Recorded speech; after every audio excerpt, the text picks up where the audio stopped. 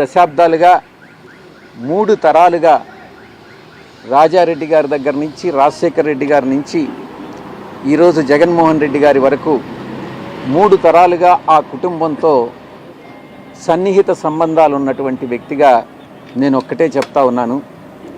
ఈ జీవిత కాలంలో ఏ రోజు కూడా ఆ కుటుంబంతో విభేదాలు అన్నటువంటివి రావు, ఇంతవరకు లేవు, భవిష్యత్తులో కూడా వచ్చేటటువంటి అవకాశం లేదు. సుదీర్ఘ అనుభవం ఉంది. కేసులో మీరు కూడా ఉన్నారు కేసులో. సో ఈ కేసులకు సంబంధించినటువంటి వ్యవహారంలో బీజేపీ కానీ ఇతర పార్టీల నుంచి వస్తున్నటువంటి ఒత్తిడి వల్ల ఇటువంటి నిర్ణయం తీసుకున్నారనేటువంటి చర్చ కూడా జరుగుతుంది. ఏ అక్రమ ఆస్తుల కేసు?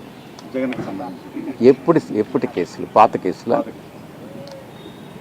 పాత కేసులు అన్నటువంటివి గతంలోకి కానీ వెళ్తే 2011వ సంవత్సరం ఆగస్టు 10వ తారీఖున ఎఫ్ఐఆర్స్ ఫైల్ చేయడం జరిగింది. 2011 అప్పట్లో ఎన్నో ఆశలు చూపించినా కూడా, నన్ను అప్రూవర్గా మారమని ఎంత బలవంత పెట్టినా కూడా, దైవాన్ని నమ్ముకున్నటువంటి ఒక వ్యక్తిగా, ఆ కుటుంబానికి సన్నిహిత సంబంధాలు కలిగినటువంటి వ్యక్తిగా నేను అప్రూవర్ కావడానికి నిరాకరించాను. ఆ రోజు పరిస్థితే ఈరోజు కూడా. ఎటువంటి పరిస్థితుల్లో దైవాన్ని నమ్మేటటువంటి వ్యక్తి ఎప్పుడు కూడా అబద్ధాలు చెప్పడు, ఒక వ్యక్తికి మోసం చేయడు, నమ్మక ద్రోహం అన్నటువంటిది ఉండదు, వెన్నుపోటు రాజకీయాలు, వెన్నుపోటు వ్యాపార లావాదేవీలు ఉండవు అని నేను చాలా స్పష్టంగా చెప్తా ఉన్నాను. ప్రభుత్వం అధికారంలోకి వచ్చిన తర్వాత మీపై చాలా కేసులు పెట్టాయి సార్. మరి ఈ కేసులన్నీ ఎట్లా ఎదుర్కోబోతున్నారు? రాజకీయాల నుంచి బయటకు వెళ్తే తదుపరి ఈ కేసుల విషయంలో ఏ విధంగా వ్యవహరిస్తారు? కూటమి ప్రభుత్వం అధికారంలోకి వచ్చిన తర్వాత నా మీద మొట్టమొదటిగా పెట్టినటువంటి case Kakinada seaports limited case. నేను ఒక్కటే చెప్తా ఉన్నా, ఇంతవరకు నా మీద లుకౌట్ నోటీస్ ఇచ్చారు, నన్ను అక్యూజ్డ్ నెంబర్ 2గా చేశారు. నేను గతంలో కూడా ఈడీ ముందు ఇంతవరకు నన్ను సిఐడి పిలవలేదు.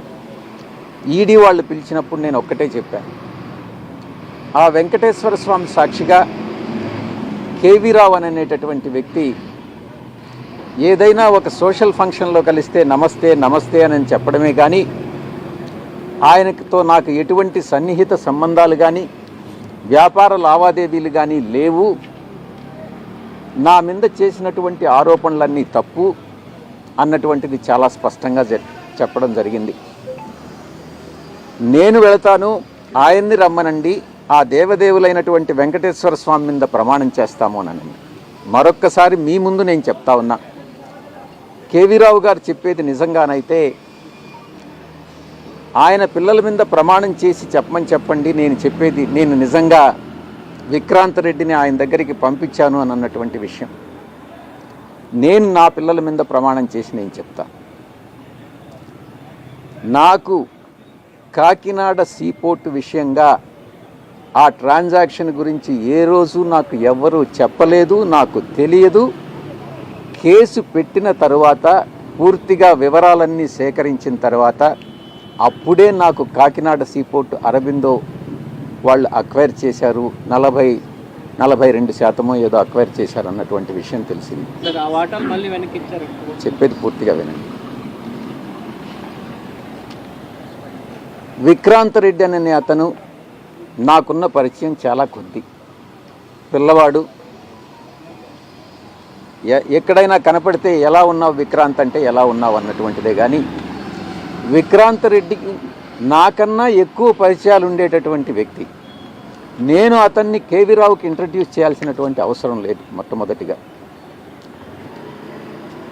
ఎవరైనా ఏదైనా ఉద్యోగం కోసమో ఎవరైనా వస్తే ఏదైనా ఇండస్ట్రియలిస్ట్కి ఫోన్ చేసి చెప్పమంటే చెప్తానే కానీ నాకు ఏ వ్యాపారాలు లేవు.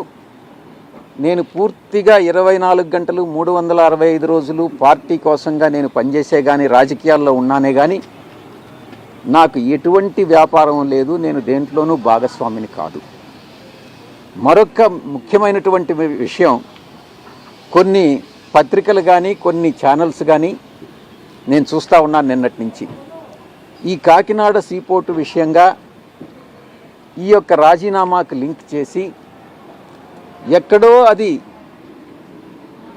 జగన్ గారికి తగిలింది కాబట్టి విజయసాయిరెడ్డి రాజీనామా చేస్తున్నాడు అన్నటువంటి విషయాన్ని కొన్ని ఛానల్స్ చెప్తా వస్తూ ఉన్నాయి. నేను ఒక్కటే చెప్తా ఉన్నా, మా వియంకుడు నా క్లాస్మేట్ బీకాంలో. ఆ తర్వాత ఆయన వ్యాపార రంగంలోకి వెళ్ళిపోయాడు, నేను సిఏ చార్టర్డ్ అకౌంటెంట్గా వెళ్ళిపోయాను. తర్వాత మళ్ళీ తిరిగి కలుసుకున్నది నా కూతుర్ని ఆయన కొడుక్కి సంబంధం చేసుకున్న తర్వాతనే.